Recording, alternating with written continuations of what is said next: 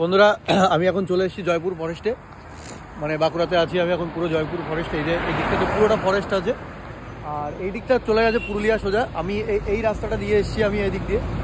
তো এই যে আমার পক্ষীরাজ আছে আমার সঙ্গে, তো এখানে আমি বেরিয়ে পড়েছি সকাল সকালে। আর আমার পার্টনার ওখানে আছে, তো নিজে নিজে চুল ঠিক করছে, সব কিছু ঠিকঠাক করছে। তো ভাই জীবনে সব কিছুর প্রয়োজন, অর্থের মূল্য আছে, ঠিক আছে, অর্থ সব কিছু, কিন্তু জীবনে অর্থ সব কিছু না।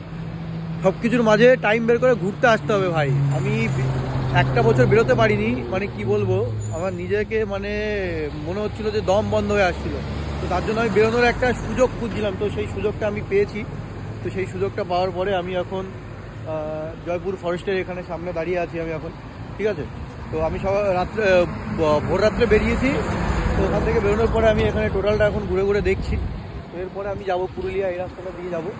আর এখানে এটা হলো জয়পুর ফরেস্ট, এখানে হাতি আছে, হরিণ আছে, সব কিছুই আছে। তোমরা যদি কেউ চাও আসতে, এই জায়গাটা খুব সুন্দর জায়গা, তোমরা আসতে পারো। তো চলো বন্ধুরা, দেখা হবে পরে আরেকটা ভিডিওতে, সামনে অনেক ভিডিও নিয়ে আসবো তোমাদের সাথে। চলো টাটা।